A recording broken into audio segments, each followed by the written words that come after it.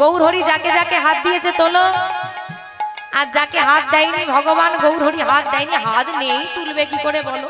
যাকে দিয়েছে তোলো। ওদিকে কি হলো? হাত নেই, না থাকলে তুলতে হবে না, থাকলে তোলো। কি হলো? এদিকে ওইদিকে যারা দাঁড়িয়ে আছো মা তোলো হাতগুলো। হ্যাঁ, গৌর এলো আমাদের, গৌর এলো আমাদের, গৌর এলো রে, সঙ্গে নিতাই এলো রে। গৌর এলো, গৌর এলো, গৌর এলো রে, সঙ্গে নিতাই এলো রে।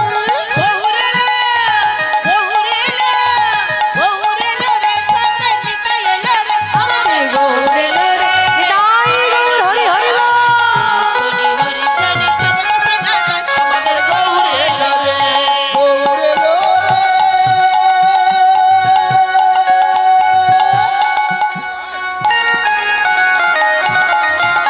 এই সোনার নদিয়া উলুধ্বনি হরিধ্বনি জপ শোনা যায়, আমাদের গৌর এলো রে।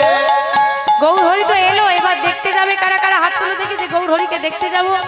হলো ধ্বনি, হলো ধ্বনি, হলো ধ্বনি, হলো ধ্বনি।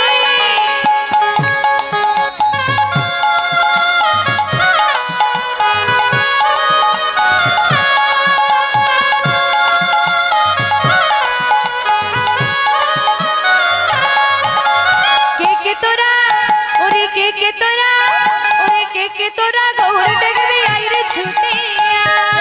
তোরা, একে তোরা, একে তোরা গৌর দেখবি আইরে ছুটে। একে তোরা, একে তোরা, একে তোরা গৌর দেখবি আইরে ছুটে। আমাদের গৌর এলো রে, সোনার নদিয়ায় হরি হরি জানি। নিতাই গৌর হরি হরি হরি হরি বল। গৌর এলো রে।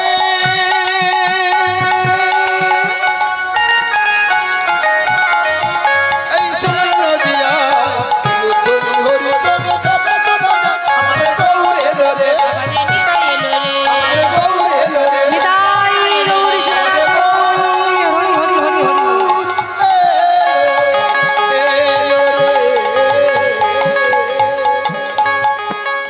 ভক্ত বিহারী, মায়ের নাম পদ্মাবতী, পিতার নাম দ্বিজ ঘোষ। ও মা, 5 বছর বয়সে যে ভগবানকে পেয়ে গেল, কথাটা কি খুব সাধারণ? তাহলে জেনে নিতে হবে যে অঞ্চলে ফসলটা ভীষণ ভালো হয়, আগে দেখতে হবে সে অঞ্চলের মাটিটা কেমন। মাটি যদি ভালো হয় ফসল তবেই তো ভালো হয়। মাটিতেই যদি বিষ মিশে থাকে বাবা, সেখানে ফসল কখনোই ভালো হয় না। কোন মাটি? মাটি বুঝতে পারছো? মাটি, মাটি যদি ভালো হয় ফসল ভালো হবে, আর গর্ভে ধারিণী মাটি যদি ভালো হয় সকল সন্তান ভালো হবে। নিতাই গৌর হরি হরি। আর এখন বাপু মায়েদের কথা কি বলবো বাবা, এখন সব মা নয়, সব মাম্মির ছোঁয়া লেগেছে।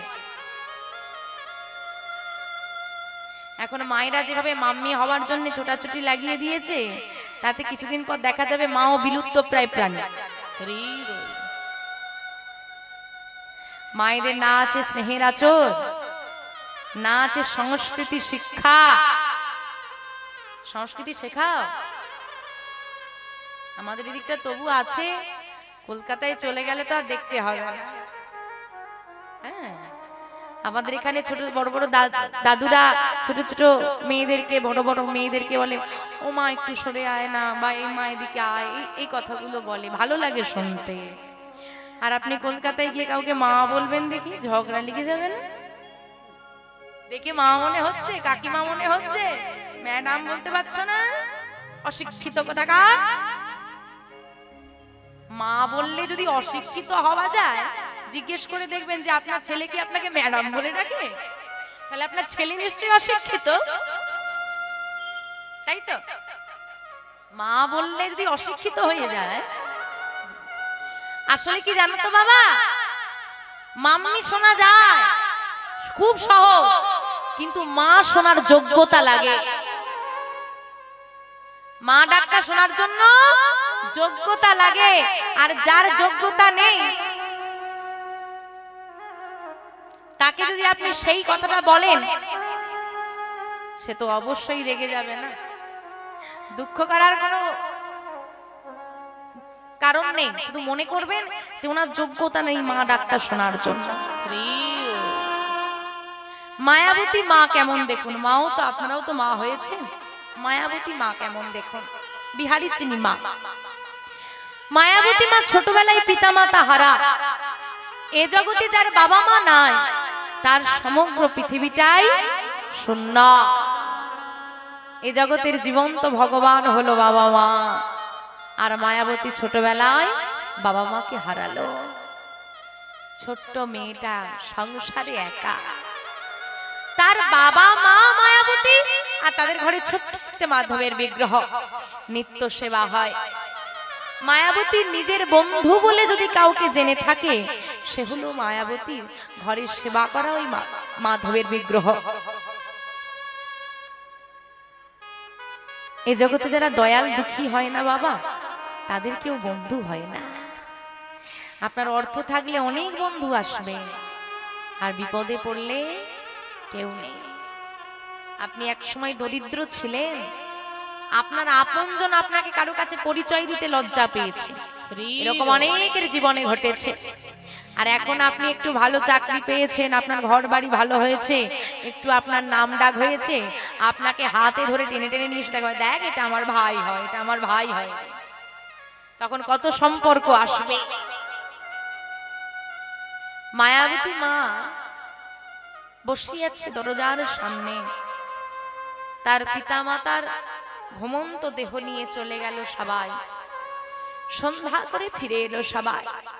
সবাই যখন ফিরে আসছে, ছোট্ট মায়াবতী ছুটে গিয়ে তাদের হাতটা ধরে বলছে, কি গো তোমরা ফিরে এলে যে, আমার বাবা মাকে কোথায় রেখে এলে? তারা তোমাদের সঙ্গে গেল কিন্তু ফিরলো না তো। মায়াবতী সেই ছোট্ট মেয়েটা চোখের জল ফেলছে, পাশের এক মা এসে জড়িয়ে ধরেছে, আর জড়িয়ে ধরে বলছে, মায়াবতী তোর মার কোনোদিন ফিরবে না। কে বললো আমার মা ফিরবে না? ও মা বললো বুঝি? আর বলো না, আমি তো ভারী দুষ্টু, তাই আমি যখন ভুল কাজ করি আমার মা রেগে গিয়ে বলে, তুই এমন অন্যায় কাজ করলে আমি কিন্তু চলে যাব, আর আসবো না। কি মায়েরাও বলো না, বাচ্চারা খুব দুষ্টুমি করলে, আর বলতে বলতে কোন দিন কথাটা সত্যি হয়ে যায়, সত্যি আর কোনোদিন ফেরার রাস্তাটা বন্ধ হয়ে যায়, তা বলা যায় না। ওই রকম মা প্রায় বলে, কিন্তু আবার চলে আসে। তুমি চিন্তা করো না, ঠিক আমার মা আসবে। মেয়েটাকে সবাই নিয়ে যেতে চাইল, মা কারোর সঙ্গে গেল না, বসে রইল দরজার সামনে একটি প্রদীপ জ্বেলে নিয়ে। ভয় করছে, রাত বাড়ছে তো, ঘুমন্ত হলো সবাই। মায়াবতীর চোখে ঘুম এলো না, বসে বসে অঝোর ধারায় কাঁদছে, মা কখন আসবে তুমি, আমার যে বড় ভয় করছে। ঘুমিয়ে গেল মেয়েটা। যখন ঘুম ভাঙলো প্রভাত কাল, মায়াবতী দেখলো দরজার সামনে এসে পড়ে আছে। বুঝতে পারলো মা এখনো আসেনি, মা এলে নিশ্চয়ই আমাকে ভেতরে নিয়ে যেত। আহা, কিন্তু এদিকে যে ক্ষুধার জ্বালা কতখানি বা সহ্য করবে। হঠাৎ সে দেখলো পাশের বাড়ির এক মা তার সন্তানকে কোলে বসিয়ে সেবা দিচ্ছে। মায়াবতী ছুটে গিয়ে তার দরজার সামনে দাঁড়ালো। শুনছো?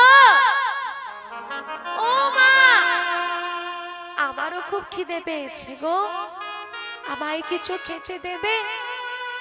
মা এখনো আসেনি, মা এলে আমি ফেরত দিয়ে দেব, এখন তো একটু দাও। সেই মা নিজ সন্তানকে কোল থেকে নামিয়ে দিয়ে দরজার সামনে বেরিয়ে এলো, আর বেরিয়ে এসে মায়াবতী দুটো হাত শক্ত করে ধরে বলে, ওরে ওরে হতভাগিনী অভাগিনী মেয়ে, এতটুকু বয়সে তোর এত খিদের জ্বালা, নিজের বাবা মাকে খেয়ে বসে আছিস, এখন আমার ঘরে তুই কাকে খেতে এসেছিস? দূর হয়ে যা। নিতাই গৌর হরি হরি হরি বল। ধুলার পানে লুটিয়ে পড়ল মেয়েটা, কাঁদতে কাঁদতে ছুটতে ছুটতে ঘরে ফিরে এসে মাধবের বিগ্রহের সামনে বসে চিৎকার করে বলে উঠল, বন্ধু, হে মাধব, আমার মাকে একবার এনে দাও। দেখো না মা, তুমি একদিন নেই বলে এরা আমাকে আর কেউ ভালোবাসে।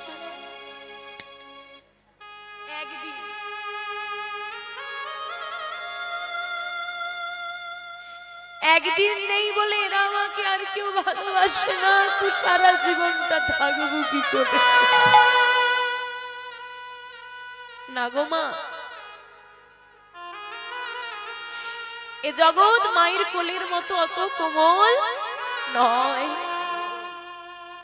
এই জগৎ বড় কঠিন, এই জগৎ বড় স্বার্থপর, যত কত বেদনা দেয়। যারা বাবা মাকে হারিয়েছে তারা বোঝে জগৎটা কেমন।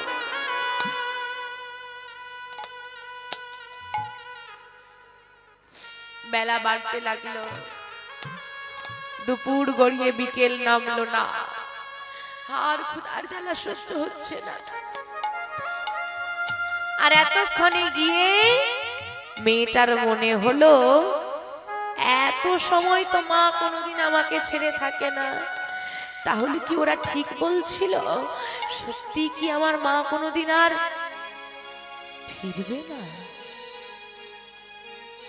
তাহলে এত কথা দেওয়া, এত ভালোবাসা সব মিথ্যে ছিল।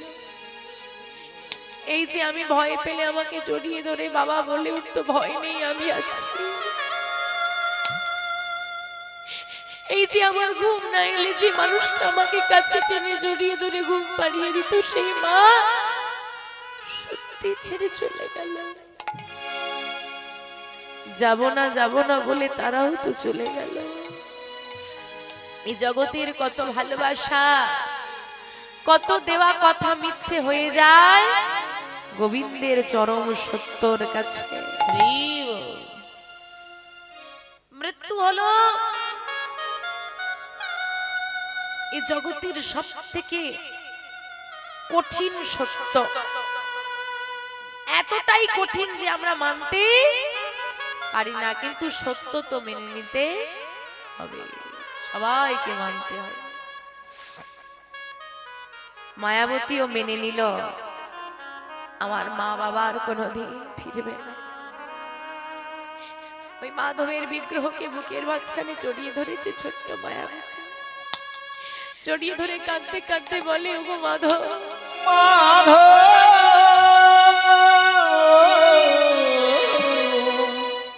ও হে মাধব,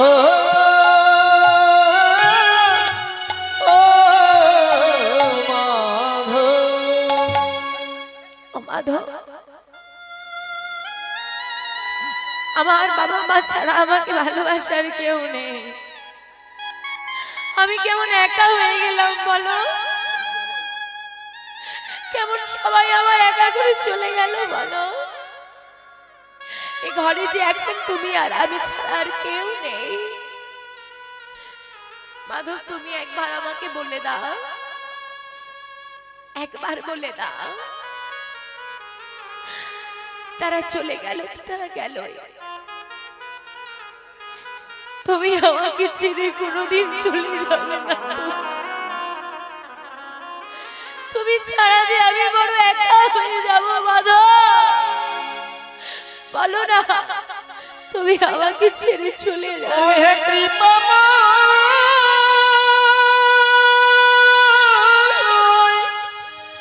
ও হে করুণাময়,